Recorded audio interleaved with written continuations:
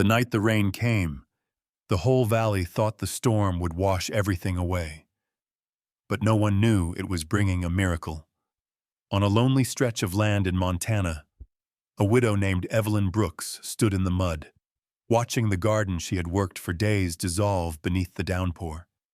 Beside her, Lucas Hale, a man who had buried his faith years ago, stepped into the storm to bring her inside.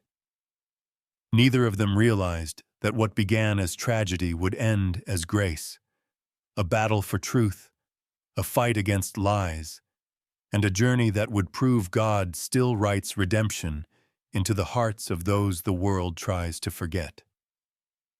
If you've ever lost everything and wondered if hope would find you again, this story is for you.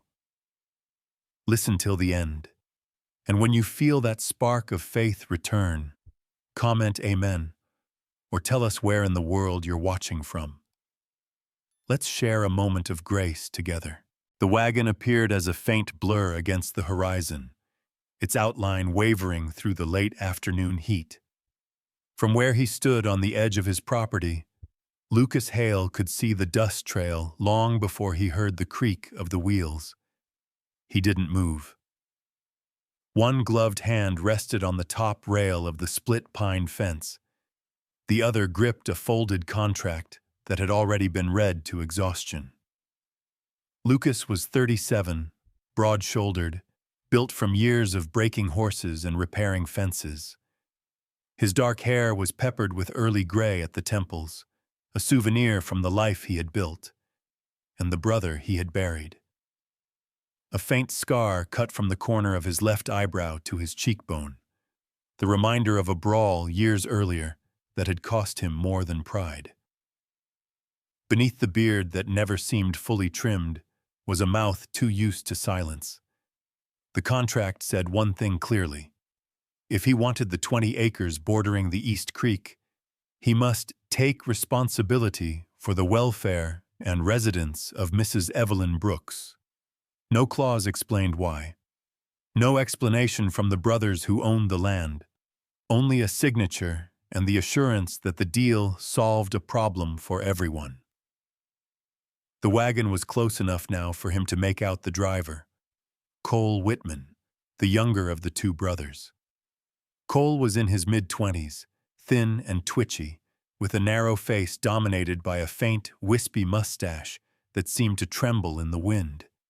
He never spoke more than needed, and when he did, it carried a rehearsed tone, like a boy playing at being a man.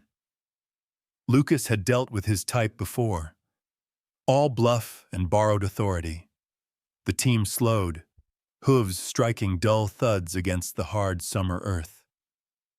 Cole didn't climb down. He flicked the reins once, spit to the side, and gave Lucas a curt nod. "She's in the back," he said. "Best of luck to you." That was all. Lucas's jaw tightened. He glanced toward the back of the wagon just as the canvas flap lifted and Evelyn Brooks appeared. She didn't look like a woman anyone would label a burden. She stepped down slowly, one gloved hand gripping the side rail, the other holding a worn leather bag whose handle was darkened by years of use. She was tall, maybe 5'8", with the upright bearing of someone who refused to shrink even when the world demanded it. Her hair, a deep shade of auburn, was pulled tight at the nape of her neck. A few strands had come loose during the ride, clinging to her temple and catching the last shards of sunlight. Her dress was simple gray wool, the hem frayed but clean. The dust of the road clung to her skirts and to the small boots beneath them. Her face, pale beneath a faint sprinkling of freckles, was striking not for beauty but for its control. Her eyes, an arresting green, cool and clear, met his without hesitation. "Mr. Hale," she said. Her voice carried no tremor, no pretense of gratitude. "I assume you were told I'd be arriving today." "I was." Cole let out a low whistle of impatience. "Papers are signed. She's yours now." He snapped the reins and the wagon lurched forward, vanishing down the road toward town. The dust cloud followed him like a small, mean ghost. When it settled, silence fell.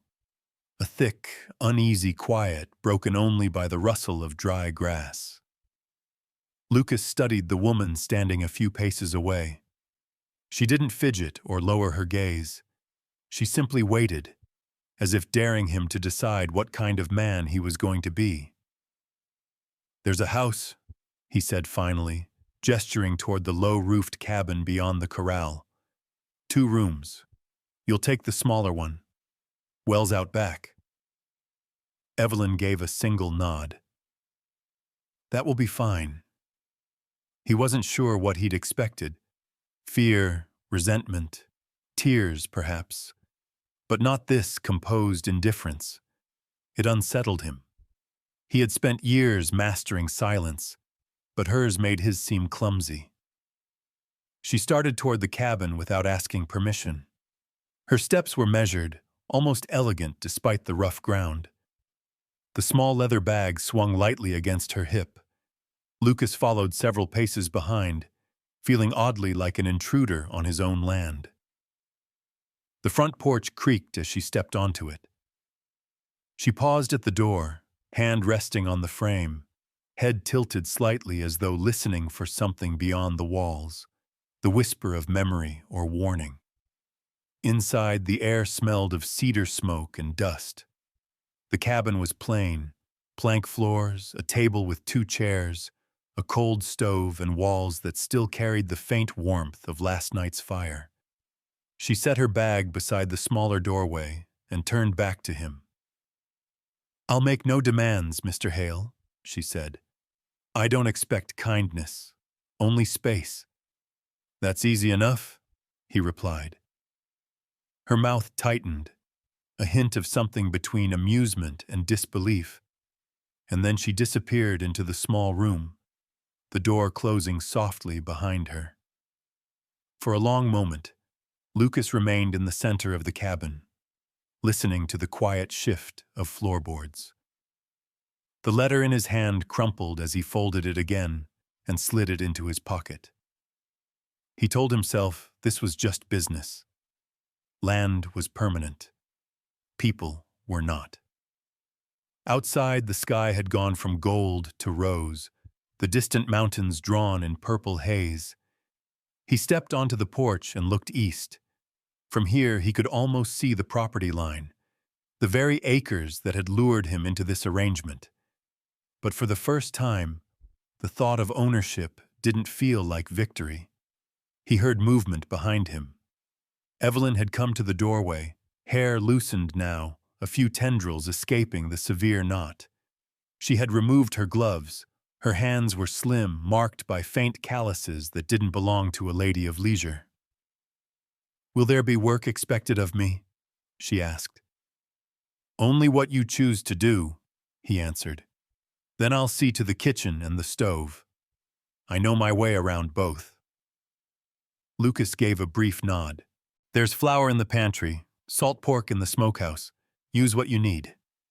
Her expression didn't soften, but she inclined her head slightly. "Good evening, Mr. Hale." "Evening." She closed the door, leaving him on the porch with the cicadas and the wind. Somewhere in the barn, a horse stamped and snorted, impatient for water. He went to tend it, grateful for the familiar rhythm of chores. When he returned later, lamplight glowed faintly through the cracks of the cabin walls. The smell of wood smoke drifted out, a scent that should have felt comforting, but instead stirred something restless inside him. Lucas had built this life to be quiet, predictable, untouched. Now, with a single arrival, the air itself felt charged, as though the land were holding its breath. He told himself it was nonsense, just fatigue and memory playing tricks.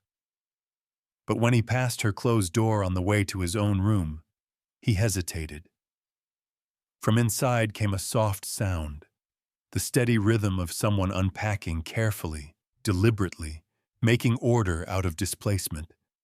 He moved on, lay down, and stared at the ceiling beams until the lamplight dimmed and the cabin fell still.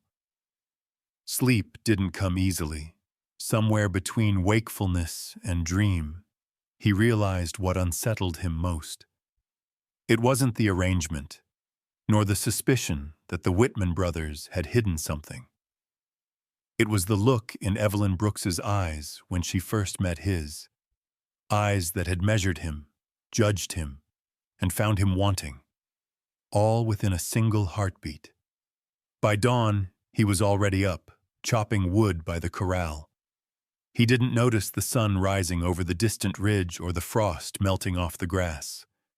All he could see was the image of a woman stepping off a wagon, as if crossing a line drawn by fate, one that might just redraw his own. Morning came slow in the Montana Territory, the kind of dawn that bled through fog and wood smoke rather than bursting with sunlight. For 3 days, the Hale homestead sat wrapped in a silence that felt too heavy to name. Lucas Hale rose before first light as he always did, feeding the horses, checking the fence line, moving through the rhythm of work that had become second nature. He liked the repetition, the sound of hooves against packed earth, the smell of hay and leather, the small comfort of tasks that didn't talk back. But now, the quiet inside the house pressed at him like a weight. Evelyn Brooks had kept to herself since the day she arrived. She emerged at dawn to fetch water from the well, her gray dress darkening where it clung to her boots, her auburn hair braided neatly and pinned close to her neck. Lucas noticed she never lingered outside long enough to meet his eyes. When she did speak, it was only to announce what she had done. "I swept the floor," or "I'll heat the stove." No unnecessary words, no warmth. He'd seen women like her before, wives left behind by soldiers or men gone to drink. But Evelyn was different. She didn't tremble under hardship. She seemed to have folded it neatly into herself and hidden it away, like something she'd long since learned to live with. On the 4th morning, Lucas stepped in from the barn, boots damp with dew. A scent hit him that stopped him cold. Warm bread, rich and soft. Something he hadn't smelled in years. For a second, he thought it was memory playing tricks, the ghost of his mother's kitchen. But there it was again, drifting through the open window. He pushed the door open and froze. Evelyn stood at the small iron stove, sleeves rolled to her elbows, auburn hair loose at her temples from the heat. She was sliding a golden loaf from a cast-iron pan onto the table. The air shimmered with warmth, butter, and something else he couldn't name. Normalcy, maybe. She looked up when she heard the floorboard creak. "I found flour in the pantry," she said evenly. "It would have gone to waste." Lucas's first instinct was suspicion. No one did something in his house without permission, but the smell of that bread made it hard to form the words. "I didn't ask you to cook for me," he said finally. Evelyn set the pan aside. "You didn't ask me not to."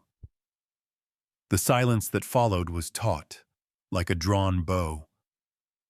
She reached for a knife, cut 2 thick slices, and placed one on each of 2 mismatched plates. Then, as if this were the most ordinary thing in the world, she sat down at the small table. "You can eat it or not," she said. "Makes no difference to me."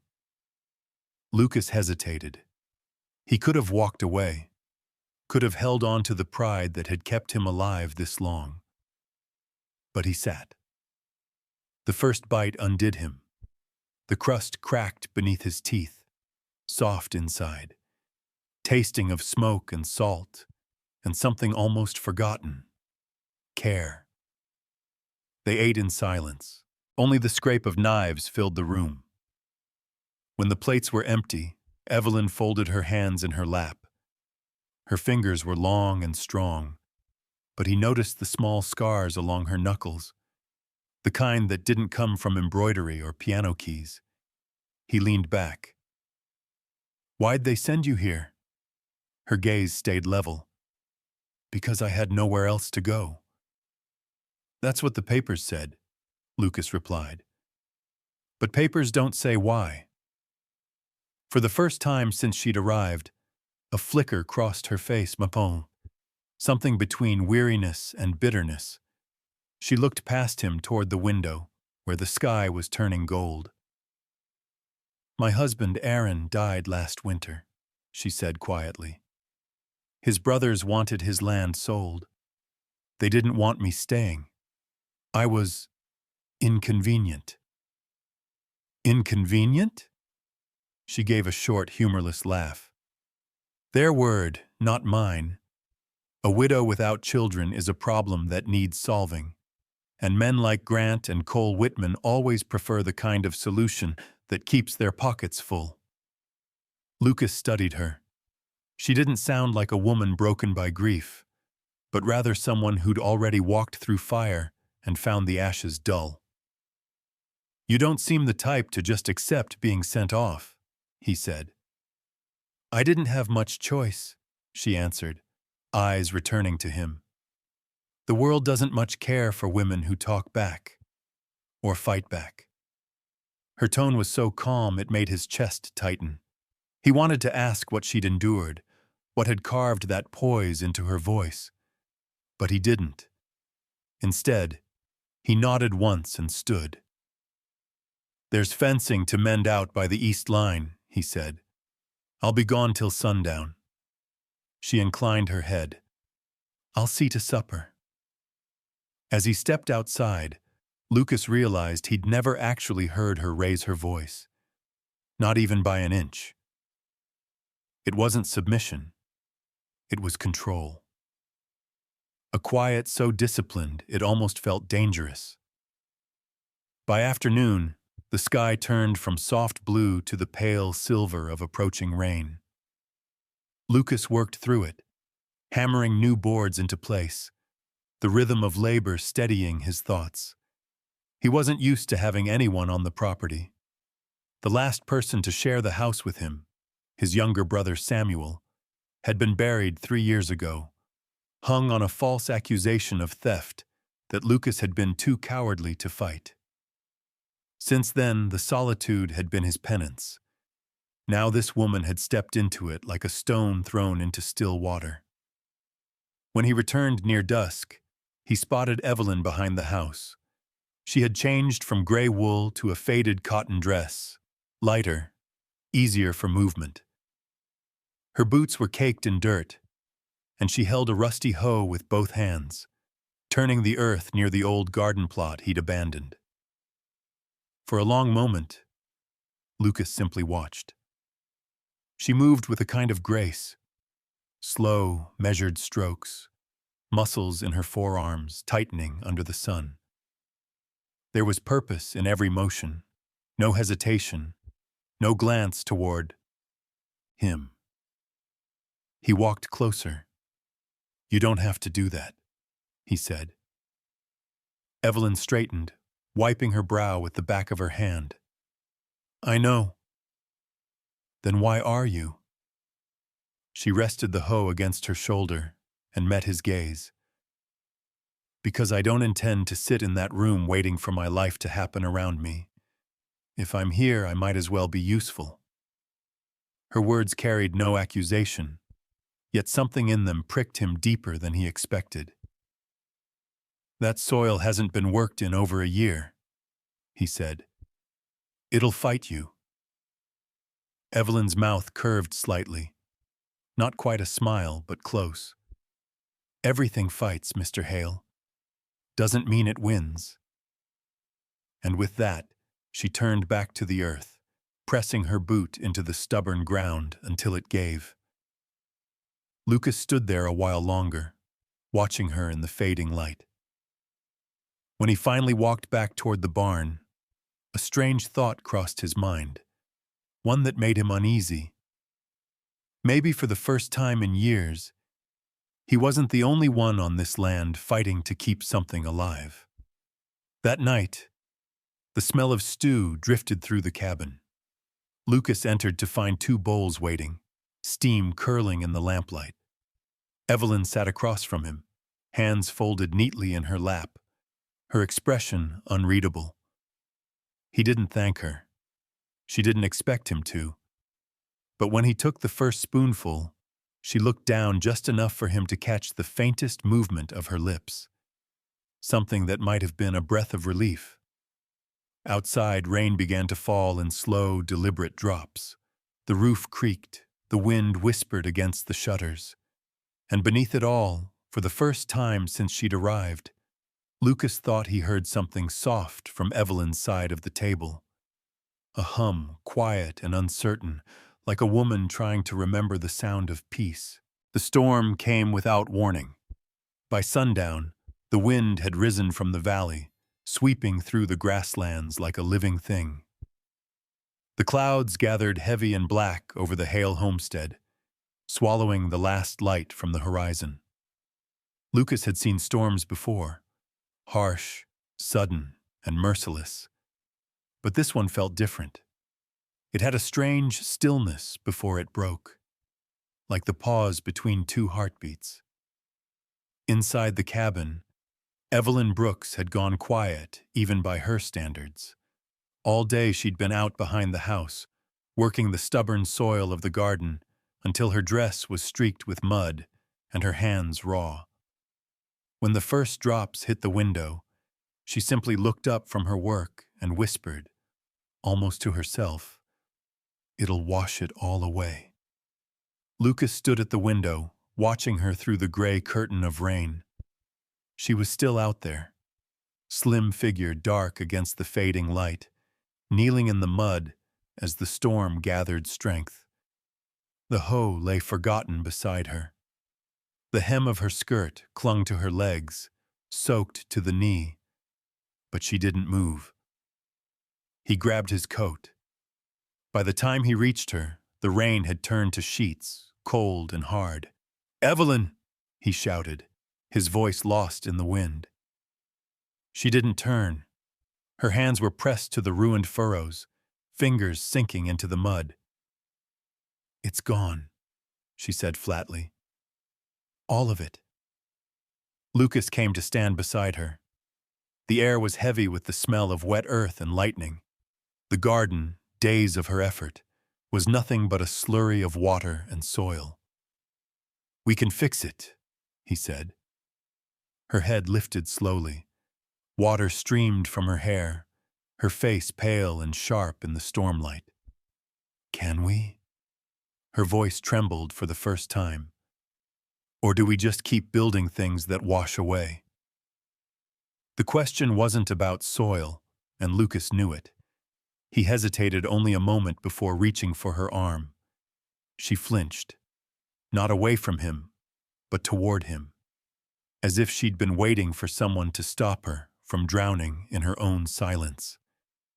"Come inside," he said quietly. She didn't resist as he led her back through the rain, across the slick yard and onto the porch. Inside, the cabin felt too warm, too close. He closed the door behind them, leaving the storm to rage outside. Evelyn stood by the table, water dripping from her hair onto the floorboards. Her thin dress clung to her frame, outlining the tremor that ran through her shoulders. Lucas fetched a wool blanket from his room and returned, unsure if he should cross the space between them.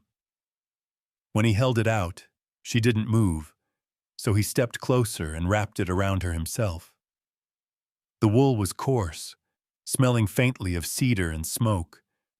His hands lingered at her shoulders longer than they should have. "I'm sorry," she murmured. "For what?" "For acting like a fool over dirt and water." "You're not a fool," he said. His voice came out rougher than he intended. "You're someone who's had too many things taken from her." That made her look up. The green in her eyes, always so guarded, shimmered now with something else. Pain, maybe. or defiance. "You don't know what's been taken from me." "Then tell me." The words hung between them, heavy and intimate. For a moment she only stared at him, as if trying to decide whether he was safe. Then, slowly, she began to speak. "My husband, Aaron Brooks." Her voice faltered on the name, then steadied. "He wasn't a cruel man at first. He was charming when he wanted to be. People liked him. Too much drink, too many promises, but they said he'd grow out of it. He never did." She sat down at the edge of the table, clutching the blanket around her. Lucas stayed standing, unsure if sitting felt too much like forgiveness. "He drank himself hollow," she continued. "At first, he'd disappear for days. Then he started bringing the drink home. Toward the end, he needed someone to blame for the wreck he'd become. And I was there." Her fingers twisted the blanket tighter. The knuckles turned white. "The night he died, it was winter. He'd been shouting about money his brothers refused to lend him. Said I'd poisoned them against him. He came at me. Angry, drunk, not the first time. I pushed him away." She swallowed. He stumbled backward, lost his footing at the top of the stairs, and fell. I heard the crack before the silence. The rain beat harder on the roof. Lucas could hear the blood in his ears. "I didn't push him," Evelyn whispered. "But I didn't try to catch him either. I just watched him fall." The confession came out in a single breath, raw and trembling, and then the air was still again except for the rain. Lucas exhaled slowly.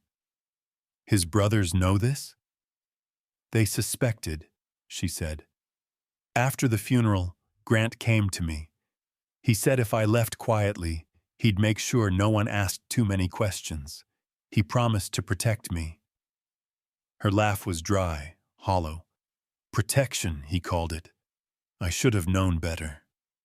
She looked up again, and her face had hardened back into that familiar mask. "So now you know, Mr. Hale. That's the truth they don't write in letters." He moved around the table, kneeling so they were level. "You survived something you shouldn't have had to. That's not a sin." Evelyn's breath hitched. "You talk like a man who's never done something he regrets." Lucas's jaw tightened. "Everyone has." She studied him for a moment, searching his face. Whatever she saw there made her voice soften. "Then you understand why I can't afford to trust kindness. It has a way of turning to pity." He reached up, brushing a wet strand of hair from her cheek. The movement was unthinking, instinctive. His calloused fingers grazed her skin, and she froze. "They were wrong about you," he said. Her lips parted slightly, as if to speak. But no words came. For a long heartbeat, they stayed like that.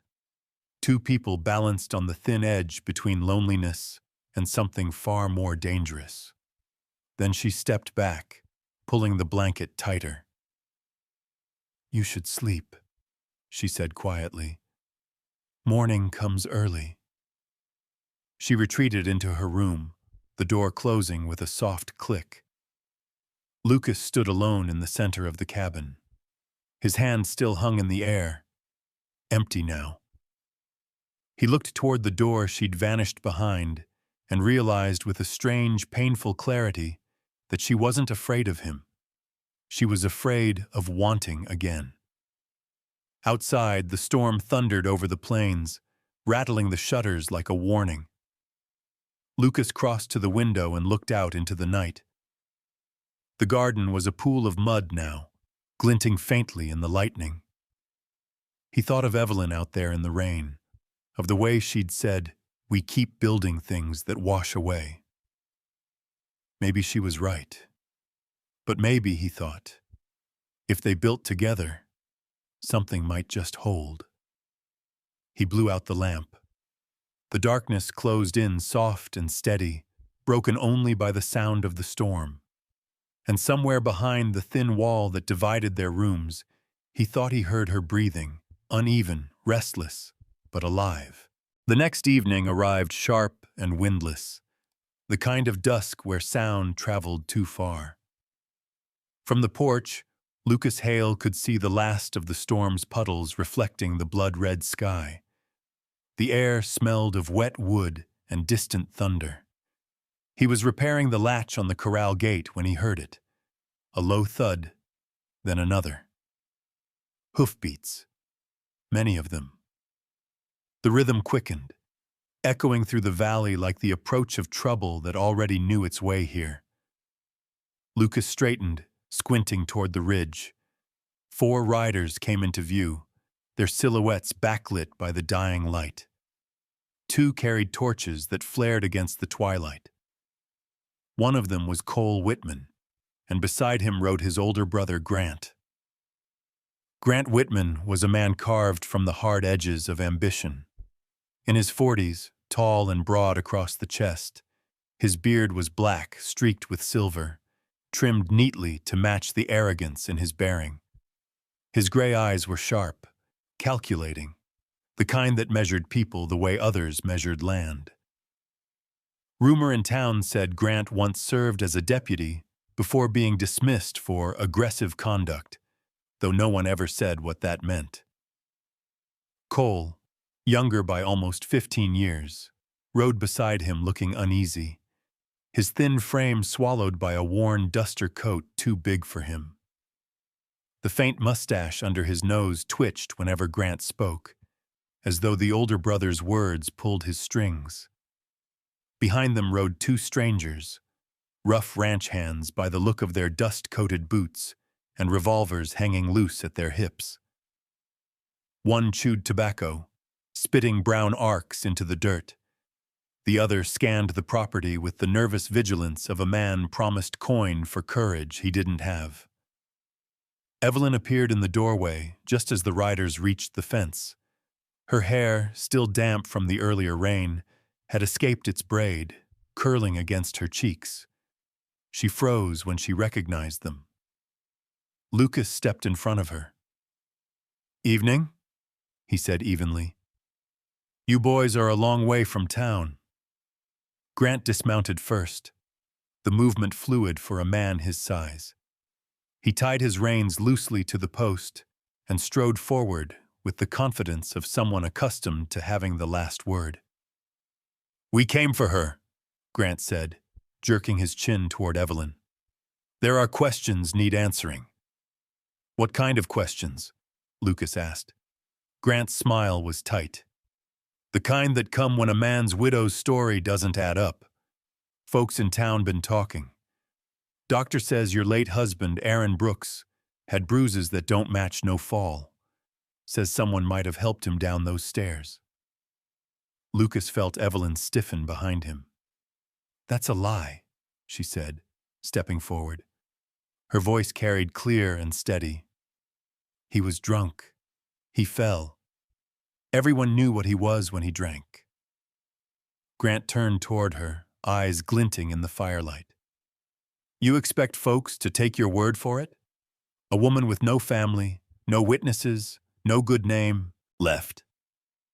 Before Lucas could respond, another set of hoofbeats approached. The 5th rider arrived slower, dust swirling around him as he reined in near the gate. It was Sheriff James Dalton. Dalton was in his 50s, thick through the middle but not soft.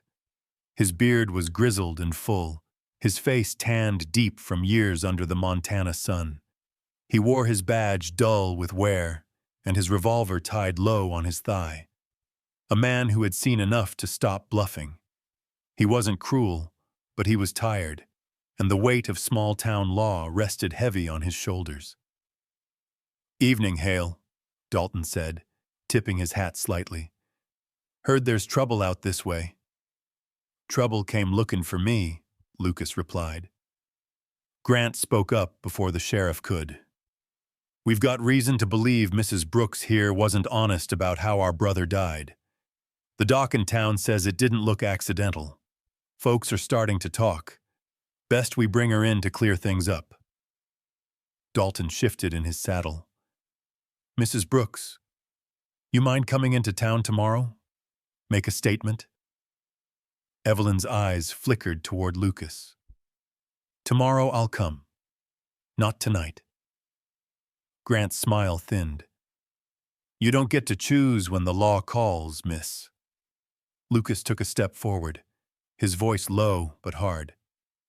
"This isn't the law. It's a mob with badges and torches." The two hired men tensed. One's hand drifted toward his holster. The torches crackled louder. Dalton frowned. "Nobody's getting dragged anywhere. Let's all calm down." But Grant wasn't listening. He turned to the men behind him. "You all heard her admit it. He was drunk, she pushed him, and she's been hiding out here ever since."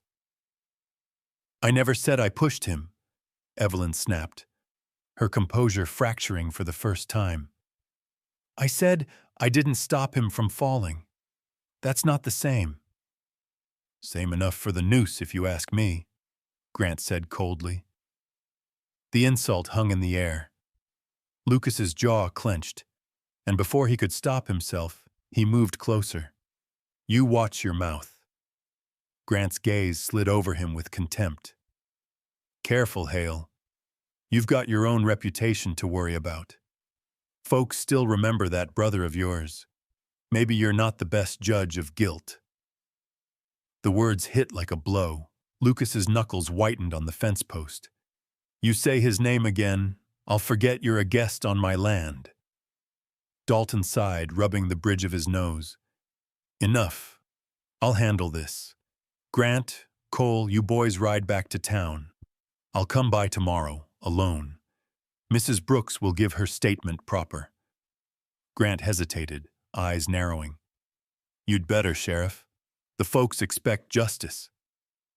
"What they expect and what's right ain't always the same," Dalton said.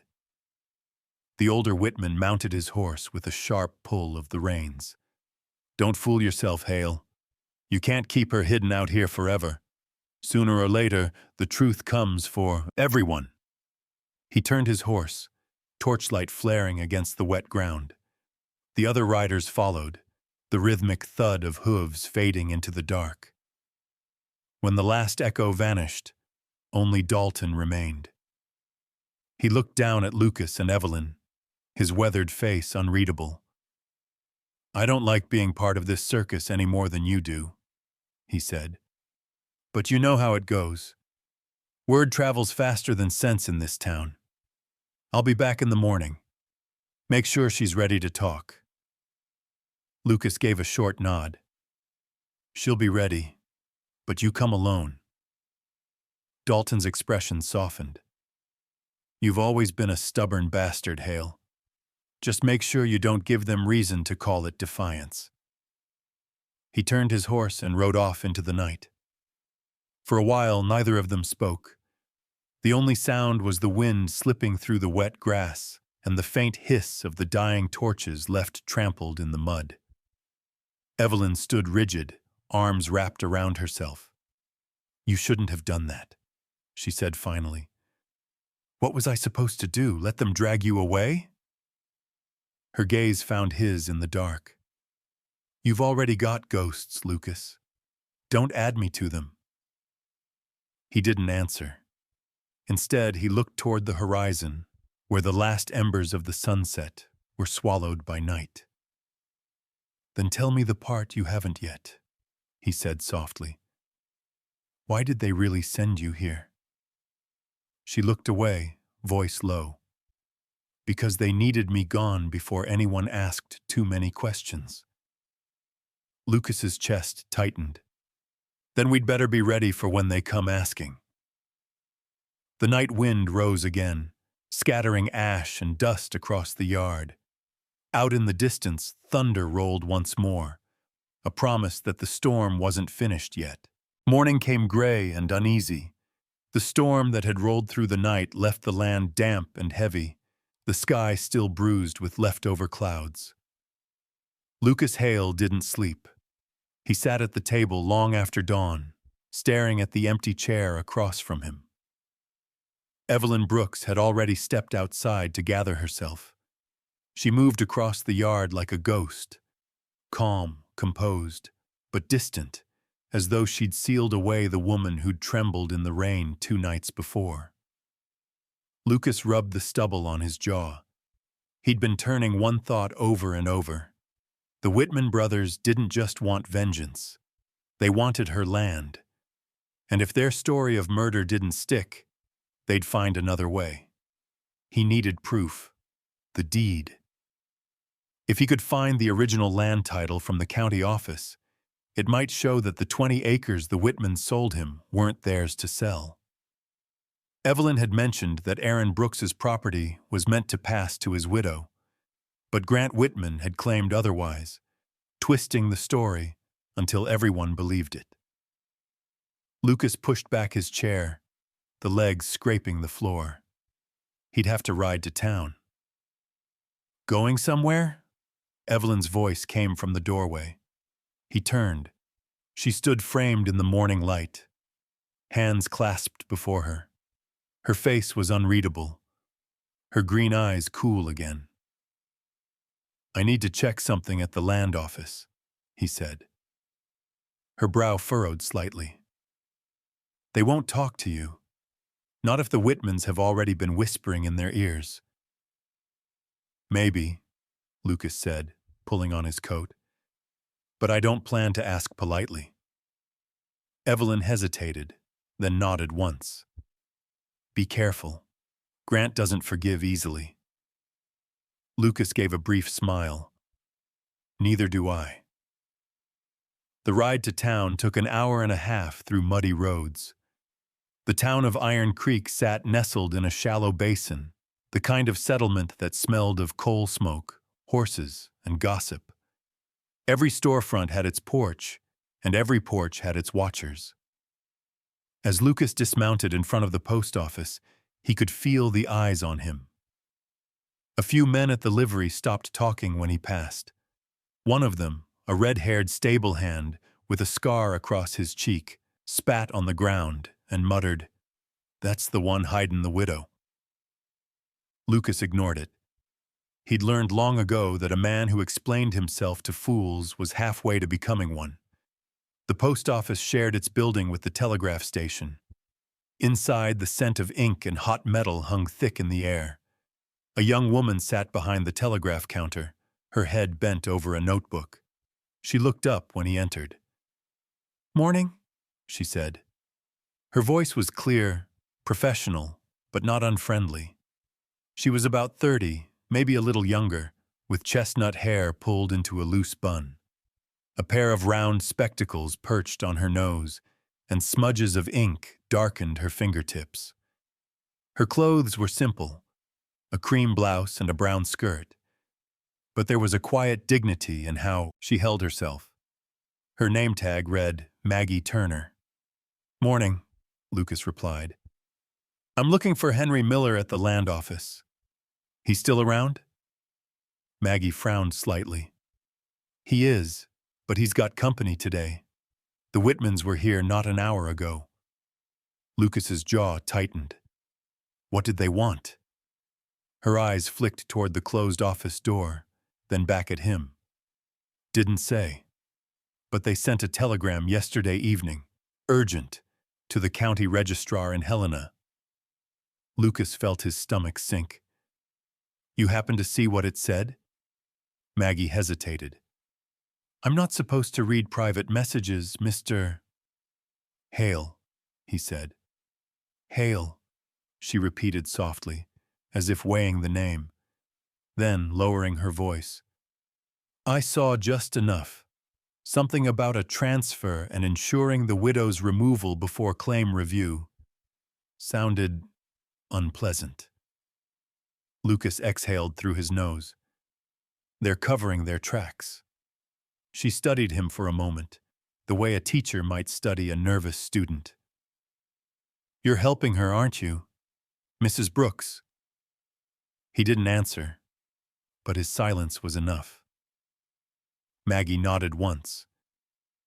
"Good. Someone should." She stood abruptly, glancing toward the window. "Wait here." Before Lucas could respond, she disappeared into the back room.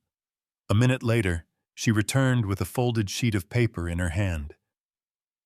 "I shouldn't be doing this," she said quietly, handing it to him. "It's a copy of the telegram Grant Whitman sent.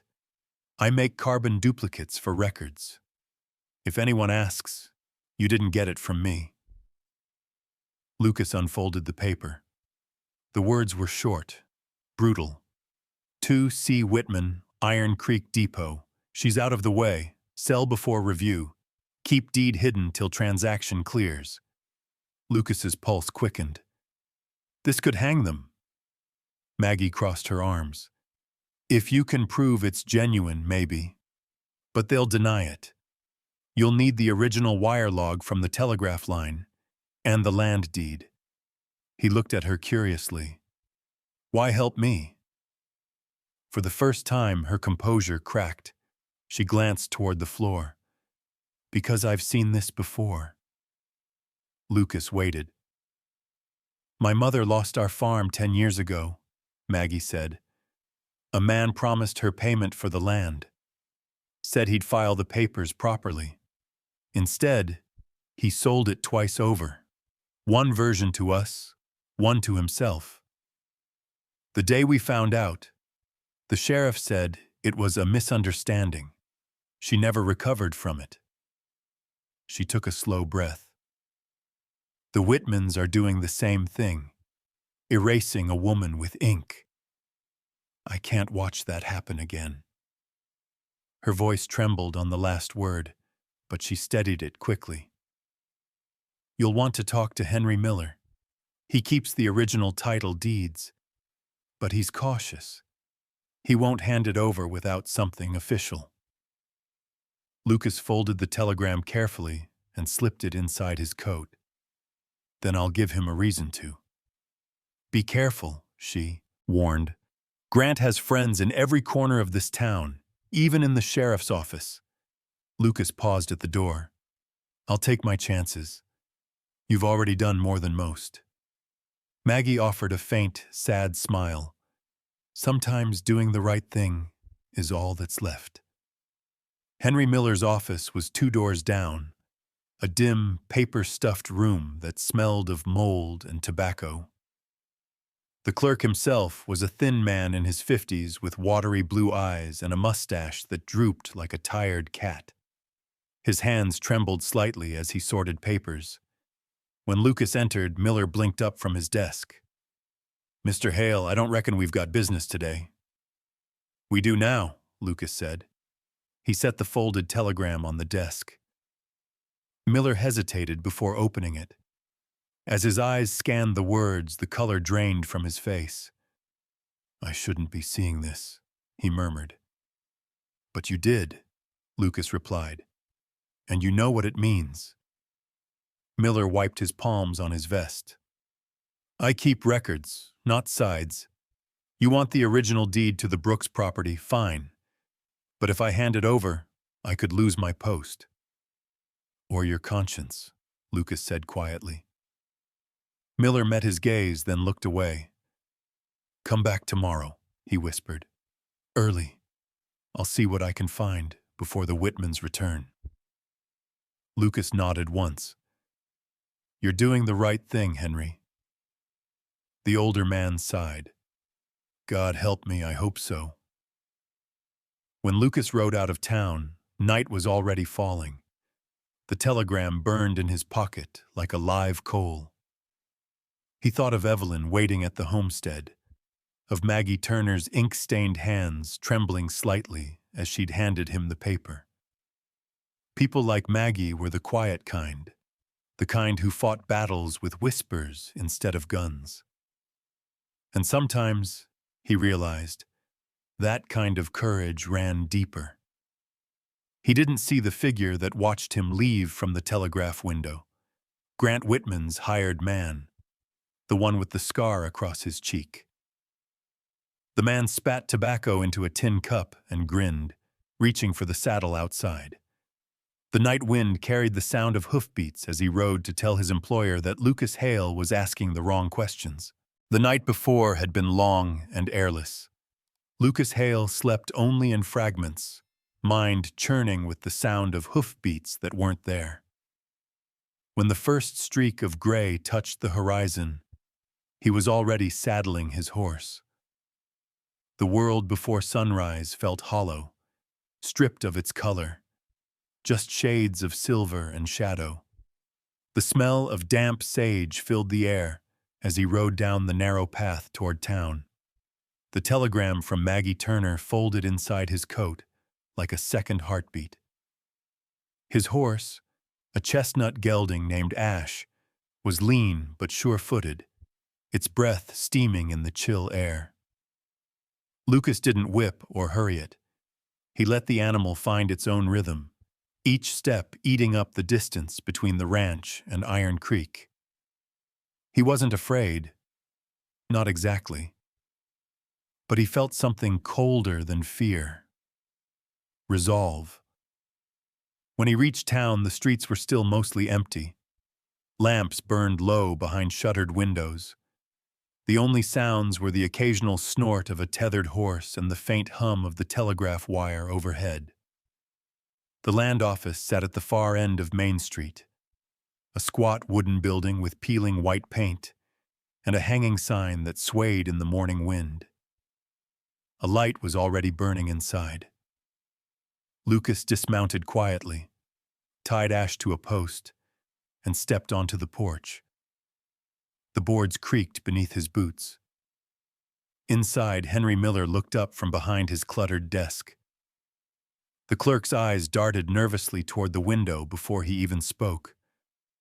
"You came early," Miller said, his voice thin. "Didn't want to wait for company," Lucas replied. The older man nodded shakily. His face looked grayer than yesterday, his thin hair clinging to his scalp with sweat. "They came back last night," he said quietly. "Grant and Cole. Wanted to make sure all the records were tidy. I told them I'd look into something in storage, buy myself time." Lucas's jaw tightened. "You find it." Miller swallowed, then gestured toward the back door. "Follow me." They moved through the cramped hallway into a small archive room that smelled of dust, oil, and paper decay. Rows of wooden cabinets lined the walls, drawers labeled in faded ink. Land titles, County Registry, 1862 to 1889. Miller's hands trembled as he unlocked one of the drawers and pulled out a leather-bound ledger and a folder sealed with wax.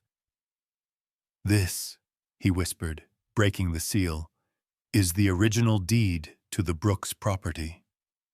Lucas took it carefully. The document was yellowed with age, but the ink was still crisp. Aaron Brooks, written in neat, deliberate script, was listed as the sole owner. Beneath his name, a clause in smaller writing: "In the event of death without surviving heirs, all property and estate shall transfer to the lawful spouse, Mrs. Evelyn Brooks." Lucas exhaled slowly. "That's it. This ends it." "Not yet, it doesn't," Miller said, glancing at the door. "Grant won't let go easy." As if summoned by the words, heavy footsteps sounded on the porch outside. Then came a knock, 3 hard, deliberate raps. Miller went pale. Lucas tucked the deed into his coat. "Who's that?" Before Miller could answer, the door opened. Sheriff James Dalton filled the frame, broad shoulders silhouetted against the morning light. His gray beard was damp with dew, his coat buttoned tight against the cold. Behind him stood 3 armed men, deputies or something close to it. "Morning, Hale," the sheriff said evenly. "Heard you came early to town." Lucas's hand hovered near his hip. You heard right. Dalton's eyes flicked to Miller, who looked like a man about to faint. Mind telling me what business brings you two together before sunup? Lucas didn't move. Same business you were supposed to handle. Truth. He pulled the telegram from his coat and laid it flat on the counter between them. The paper trembled slightly in the draft. Recognize that? He asked. Dalton leaned forward, reading aloud. She's out of the way. Sell before review. Keep deed hidden till transaction clears. He frowned. Where'd you get this? From Maggie Turner, Lucas said. She keeps copies of every message that leaves this office. That one's from Grant Whitman to his brother Cole. You want to guess what she's out of the way means? Dalton's face hardened. You sure about this? Sure enough to ride 2 hours in the dark for it, Lucas said. He reached into his coat again and placed the folded deed beside the telegram. And this proves everything else. The sheriff took the document, reading it slowly, his eyes narrowing as the meaning settled. So the land they sold you wasn't theirs to sell, he muttered. Lucas nodded. Belonged to Aaron, passed to his widow. They pushed her out to make it look like abandonment, then forged the sale. Dalton rubbed his jaw, the leather of his glove creaking. You understand what happens when I act on this? Grant's got friends in high places. He sits on the county council. If I arrest him without a court order, I'll be run out of town by noon. Then do it because it's right, Lucas said. His voice was low but steady. You were law long before you were anyone's employee. Dalton looked at him for a long moment, the weight of years settling on his shoulders. Finally, he sighed. You're a damn fool, Hale. But you're not wrong. He turned to his men. Fetch Grant and Cole Whitman. Bring them in for questioning. No cuffs, yet. And tell the town clerk to prepare a statement for the circuit judge. The deputies hesitated, unsure. Dalton's tone sharpened. Now. They left without a word. When the door shut, Miller sagged into a chair, head in his hands. Lord have mercy, they'll burn this office down by sundown. Lucas placed a hand on his shoulder. Then it's about time someone stopped letting them. The sheriff gave a weary nod. You'd best head back, Hale. When word gets out, this place will turn into a hornet's nest. Keep that widow safe until I call for you. Lucas tipped his hat. I've been doing that since the day she stepped off that wagon. He turned and walked out, the morning sun finally breaking over the horizon. The light caught the edges of the telegram in his coat pocket, a thin strip of hope inked in black and white. But before he reached his horse, movement at the corner of the street caught his eye. A man leaned against the post outside the saloon, half hidden in shadow. He was tall and lean, with a deep scar running from his ear to the corner of his mouth. The same man who'd watched him the night before. His eyes glinted with cold amusement as he struck a match against his boot and lit a cigarette. He didn't speak, didn't need to. The smirk said enough. Grant knows. Lucas mounted Ash in one swift motion and turned toward the ridge, every instinct screaming that the quiet he rode into wouldn't last. By the time he reached the first bend in the trail, smoke from the saloon chimney twisted skyward like a warning. He pressed his heels into the horse's sides, heading for home before the day's heat, or the Whitman's revenge, caught up. At the Hale homestead, Evelyn waited by the window, the morning light cutting across her face. When she saw the distant outline of horse and rider cresting the hill, she exhaled a breath she didn't realize she'd been holding. Lucas slowed as he reached the yard. Mud splashed against the horse's flanks. He dismounted, eyes drawn to her immediately. "Did you find it?" she asked. He nodded, handing her the deed. Everything's there. The land was yours all along. Her fingers trembled as she traced the faded ink. Then it's over? Lucas shook his head. Not yet, but it will be. Behind them, thunder rolled faintly through the valley again. Not from the sky this time, but from the approaching hooves of men who didn't plan on surrendering quietly. The town of Iron Creek had always woken to the sound of hammer and hooves, but that morning, it stirred to the murmur of rumor. By sunrise, word spread that the Whitman brothers were in custody. Sheriff James Dalton had ridden through Main Street at first light, his coat flapping behind him like a banner of dust. Grant and Cole Whitman rode in front, hands tied, eyes black with fury. Dalton, always the man to keep his dignity even in conflict, looked weary but resolute. His deputy, a young man named Earl Hayes, barely 20, with freckles and a nervous twitch in his jaw, followed behind, rifle across his saddle.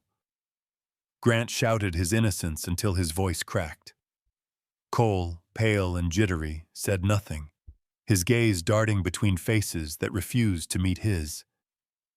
By the time they reached the jailhouse, the whole town had gathered, shopkeepers, blacksmiths, ranch hands, all whispering what they'd heard from someone who'd heard from someone else.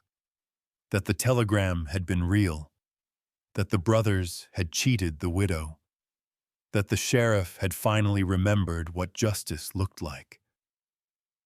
Dalton dismounted, boots striking the dirt hard. "Get inside," he barked at the brothers. Grant tried one last bit of swagger. "You'll regret this, Sheriff. I'll have a lawyer from Helena here by tomorrow." "Then he can visit you behind bars," Dalton said evenly. Earl locked the cell with a clank that echoed down the corridor. Grant's protests faded into a low growl. Dalton rubbed a hand over his tired face and turned toward the door. Outside, the sky was burning gold with dawn. 2 days later, Lucas Hale and Evelyn Brooks stood before the same office where this story had begun. Henry Miller, his spectacles slipping down his nose, sat behind his desk, a different man now, less fearful, more alive. He dipped his pen in ink and looked up. "Everything's in order," he said. "The court reviewed the original deed, the telegram copies, and Sheriff Dalton's report. The Brooks property and the 20 acres you bought from the Whitmans are now legally combined under Mrs. Evelyn Hale." Evelyn's breath caught. She hadn't expected him to add that last name. Lucas smiled faintly beside her. "That's her choice, Henry."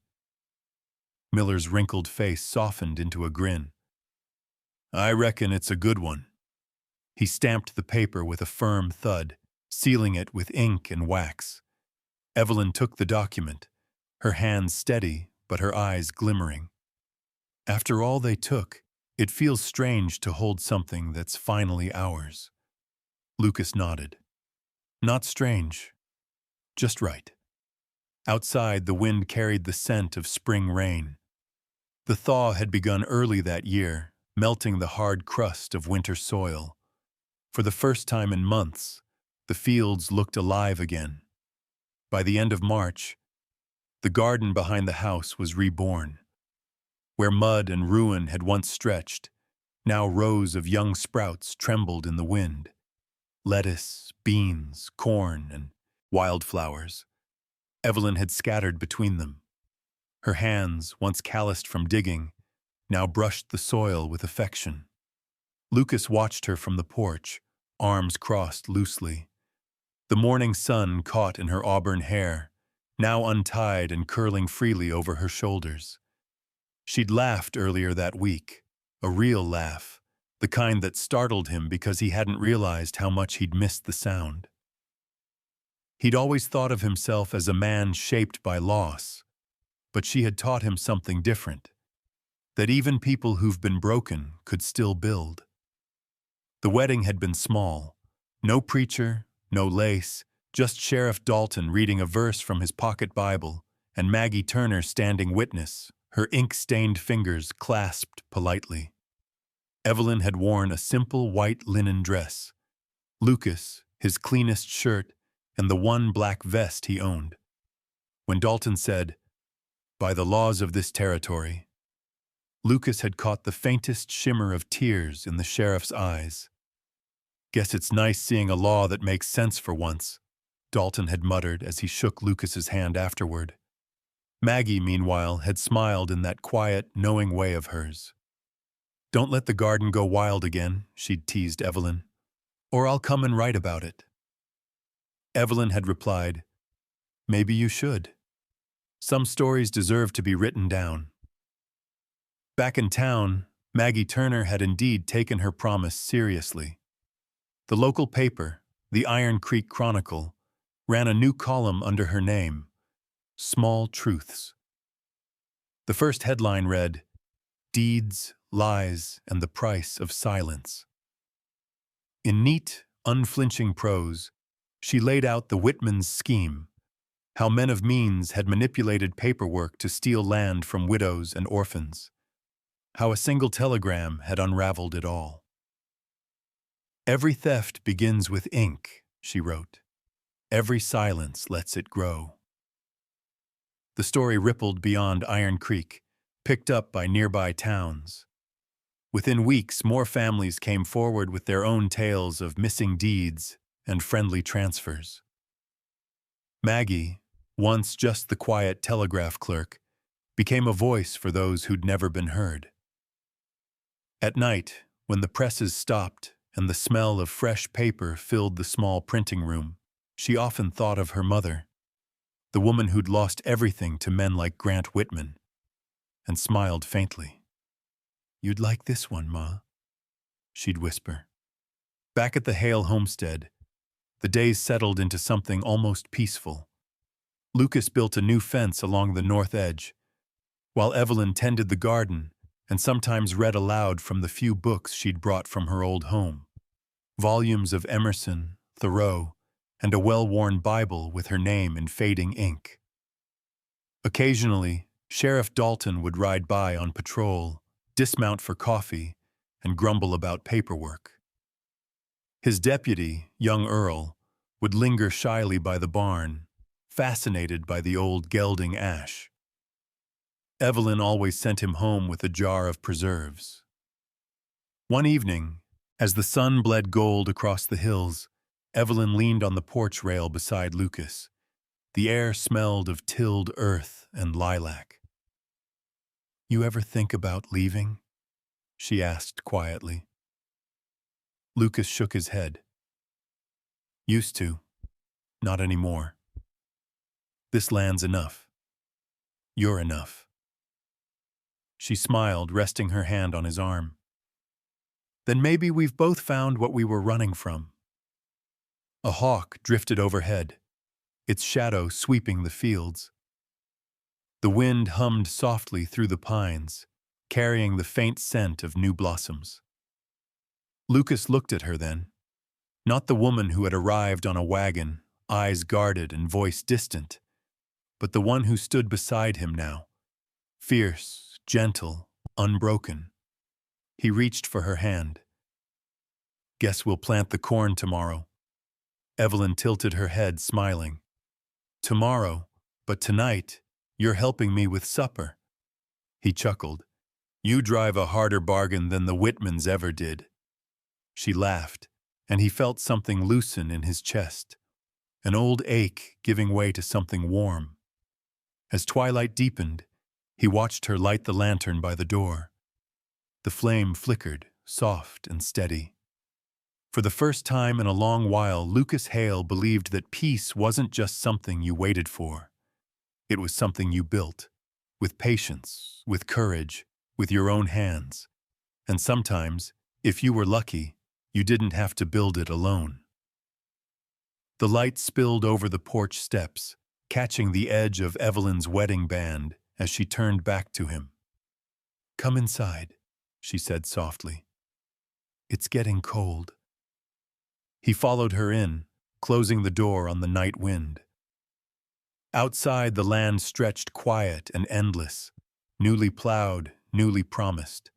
Tomorrow would be planting day, and this time, everything they sowed would have a name.